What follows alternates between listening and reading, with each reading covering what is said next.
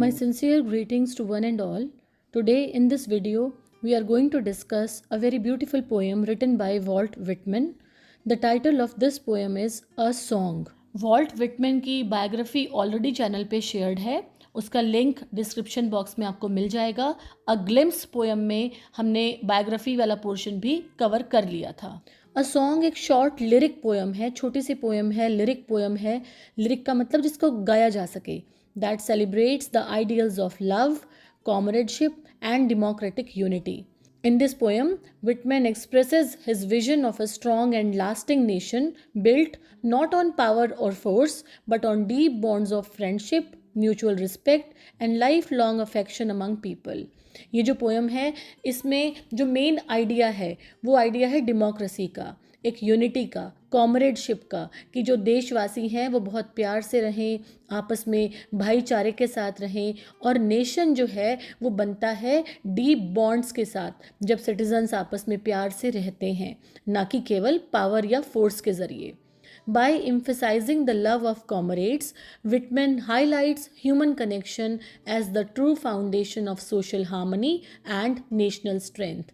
ये जो पोएम है ये सेलिब्रेट करती है आइडिया ऑफ इक्वालिटी, सॉलिडारिटी और स्पिरिचुअल यूनिटी सभी लोगों के बीच में, ताकि एक सुंदर नेशन, एक स्ट्रॉन्ग नेशन को बनाया जा सके.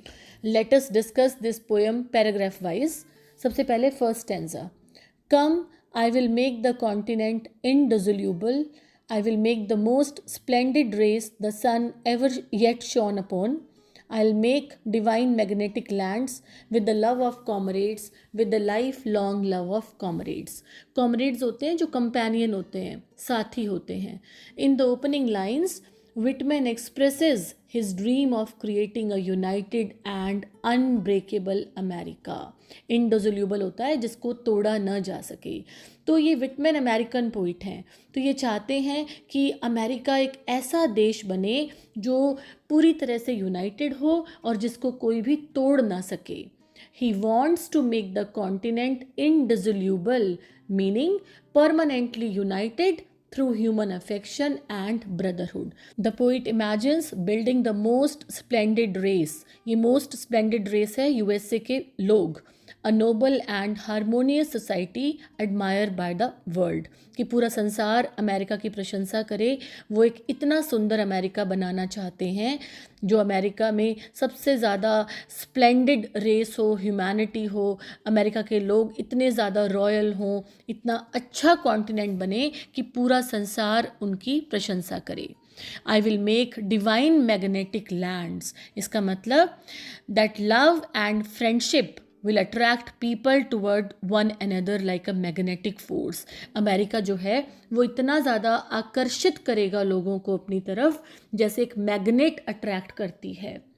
The unity of nation will be based on friendship and brotherhood among people. देखो, with the love of comrades, with the lifelong love of comrades, bar bar repeat हो रहा है ये वर्ड. इसका मतलब कि ये इम्फेसाइज कर रहे हैं लाइफ लॉन्ग कंपेनियनशिप के ऊपर, कि सभी लोग आपस में बहुत प्यार से रहें, भाईचारे के साथ रहें. और यही कॉमरेडशिप जो है, this is the true foundation of democracy and national unity. कि अमेरिका तभी एक सुंदर राष्ट्र बनेगा जब आपस में लोग बहुत प्यार से रहेंगे, लाइफ लॉन्ग प्यार से रहेंगे. Now coming to the second stanza. I will plant companionship thick as trees along the rivers of America and along the shores of the Great Lakes and all over the prairies. In this stanza, Whitman expands his vision across the whole of America. He says he will spread companionship everywhere. कि चारों तरफ भाईचारा फैलाएगा, वो लोग आपस में प्यार से रहेंगे हर तरफ, along rivers, around the great lakes, across the prairies. prairies होता है grasslands in North America, बड़े बड़े घास के मैदान. Friendship will grow thick as trees. जैसे पेड़ होते हैं ना, बहुत गहरे गहरे पेड़ लगते हैं एक साथ, उसी तरीके से पेड़ों की तरह से फ्रेंडशिप पूरे अमेरिका में फैल जाएगी. Showing abundance and strength. He imagines cities becoming inseparable. I will make inseparable cities. कि ऐसे शहर वो बनाना चाहता है अमेरिका में, इमेजिन कर रहा है वो कि जिनको आपस में अलग न किया जा सके, with their arms about each others next. जैसे दोस्त होते हैं वो एक दूसरे के गर्दन के पीछे से हाथ रखते हैं, बहुत प्यार से वो दिखाते हैं, क्लोज फ्रेंड्स। यही पावरफुल इमेज वो सिंबलाइज करते हैं अमेरिका के लिए, showing harmony, solidarity, emotional closeness among citizens of America by the love of comrades, by the manly love of comrades. Again, the repetition of this phrase, love of comrades, to stress that deep friendship and equality are what hold society together. कि America तभी एक साथ रह पाएगा जब लोगों में आपस में बहुत गहरी दोस्ती होगी, प्यार होगा, भाईचारा होगा, कॉमरेडशिप होगी। Now the last stanza, for you these from me o democracy, to serve you ma femme, for you I am trilling these songs in the love of comrades, in the high towering love of comrades.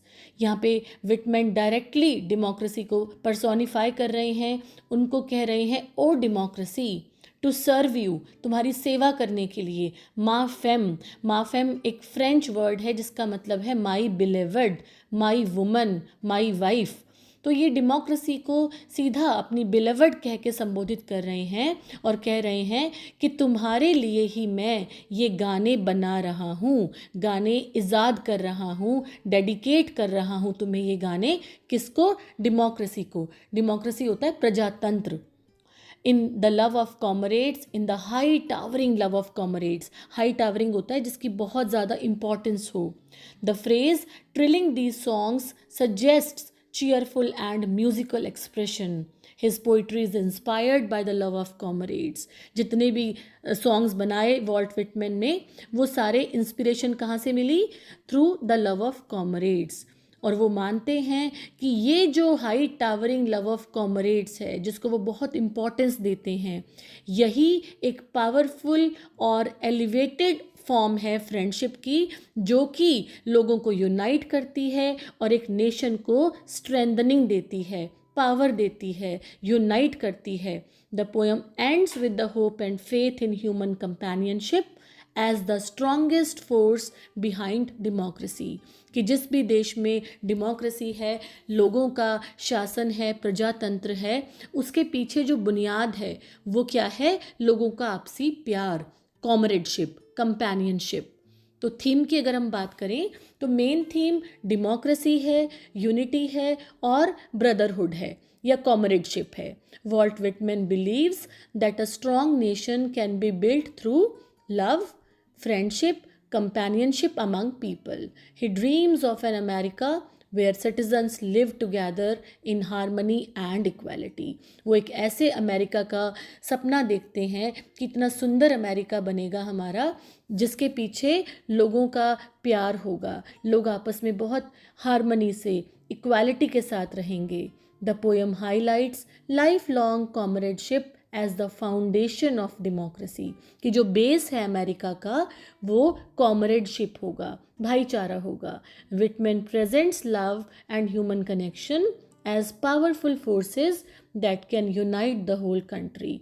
कि केवल अगर देश को एक करना है तो उसके पीछे लोगों का प्यार और ह्यूमन कनेक्शन, कॉमरेडशिप होना ज़रूरी है।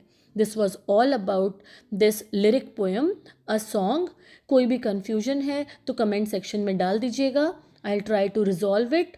Thank you for watching the channel. Have a nice day.